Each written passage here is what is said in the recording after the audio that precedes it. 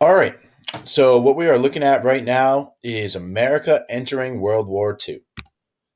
So, you might remember from World War One that when the war broke out, the United States wanted to remain neutral. And the same thing happened in World War II. 2 days after Britain and France declared war on Germany, President Roosevelt said, well, we're going to be neutral as well.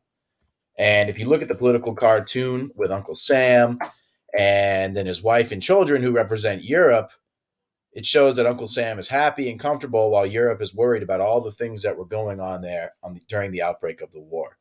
So it was a sign that things probably had to change in the United States at some point. America finally needed some money, right? And a bill was passed called the Neutrality Act of 1939, which allowed countries at war to buy weapons from the United States as long as they were able to carry those weapons away on their own ships. But President Roosevelt found a loophole in the Neutrality Act and sent 50 old American warships to Britain in exchange for the right to build military bases on British controlled islands. So, what ended up happening is Roosevelt had an election in 1940, and the public opinion of the United States shifted towards not helping the Allies. And America's allies at this time were France and Great Britain, I should say. But Roosevelt had kind of more of a secret ambition to want to continue to help them.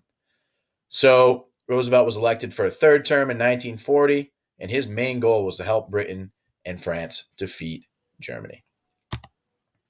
He gave a famous speech on the four freedoms that everyone should have in their lives. And it was a very famous speech, one of the most famous speeches in American history. And he ended the speech with a description of four essential human freedoms that everyone in the world should have: freedom of speech, freedom to worship, freedom from want, freedom from fear, right? And that led to something called the Lend Lease Act. And what that was a program that allowed the United States to become the arsenal of democracy by reinforcing Britain. So we were going to either lend or lease planes, ships, and tanks and firearms, all to Great Britain so that they could use them in their war effort against Germany. And FDR, which stands for Franklin Delano Roosevelt, the president at the time, proposed the Lend Lease Act, and the United States could then lend or lease any of those weapons that were necessary to Great Britain, and this was passed by Congress. FDR also built up something called the Hemispheric Defense Zone. And what that meant was that the western half of the Atlantic Ocean, right, so towards the United States and South America, was part of the Western Hemisphere. And therefore, he declared that western half to be neutral. And that allowed Roosevelt to order the United States Navy to patrol the Western Atlantic Ocean and reveal the location of German submarines to the British. So we were helping them in the war effort before we were even actually in it. President Wilson and the Prime Minister of Great Britain,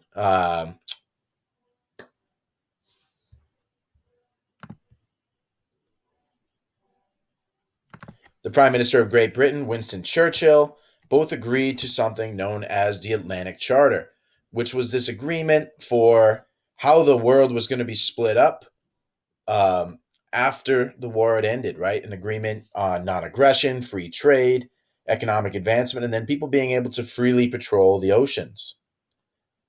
Then Germany started to become a little ticked off with the United States helping Great Britain, as they had during World War One, and a German U-boat fired on an American destroyer. And as a result, the United States and the American warships followed a shoot on sight policy. So if they saw German submarines, they they sank them. This was a paranoia that existed during the war. There's even a famous submarine site off the coast of Cape Cod, and I believe there's one off of Block Island as well. They were both taken out by depth charges that were dropped by American patrolmen here in the United States. Now, all while this war on the Eastern Front with Germany is building, Japan was also doing its own thing down in the Pacific. And Japan's attempt to create an empire is conflicting with the goal of the United States to maintain an open trade policy in Asia. So as a result, America So what happens is Japan is invading their enemies, they're invading their neighbors, especially China, right? A lot of other parts of the world that they were also in the Pacific that they were also looking to kind of colonize and take over and build military bases. So what happened is the United States froze all of their assets in the United States, right, for Japan, and reduced the amount of oil and steel that could be shipped to Japan. Now, why do you think that would matter? Well, oil is necessary to run a military campaign. You need oil to fuel ships, to build things and power factories and power a lot of their economy. And steel they needed to build the infrastructure for their war machine. So if we limit that, then they're essentially cut off at the head, right? They're not able to continue operating. So Japan had no choice but to lash out towards the United States. And what they did was they attacked resource rich British and Dutch colonies in Southeast Asia. They seized the islands of the Philippines and attacked Pearl Harbor, Hawaii. Okay, now here's another famous Dr. Seuss cartoon called The End of the Nap, which portrays Japanese soldiers waking up Uncle Sam sitting in a rocking chair as if he had just been sleeping, which basically says that Japan had awakened the sleeping giant, right? So these are just some images from the attack on Pearl Harbor, which occurred on December 7th, 1941. Right? It happened on a Sunday around 7 in the morning. So most people in the military and in Pearl Harbor were really just starting their duties for the day. A lot of people were working on maintenance on their ships. Remember, the United States was not at war yet. People were not ready for an attack. And it was devastating for the United States.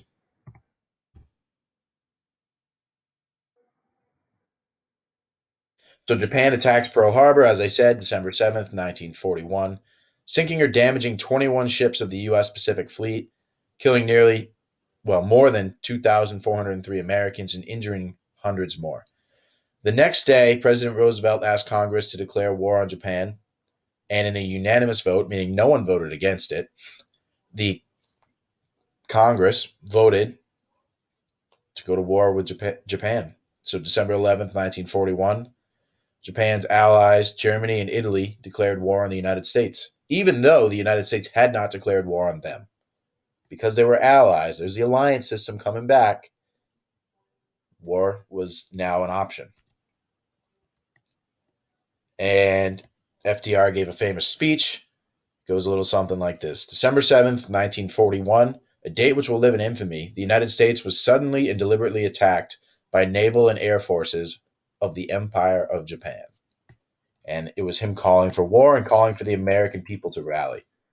So during the war, I'm not the war, during the battle of Pearl Harbor, right, or as some would say, the attack, because the United States were so underprepared to have a counterattack, Japan had lost less than 100 men, 29 planes, five small submarines or midget submarines, while the United States lost a lot of people, right? It was kind of a wake up call for the United States. Hey, we cannot continue to be neutral. And as a result of this, the war broke out. Okay. Hopefully, everybody has a great Monday. Looking forward to hearing from you all. Talk to you soon.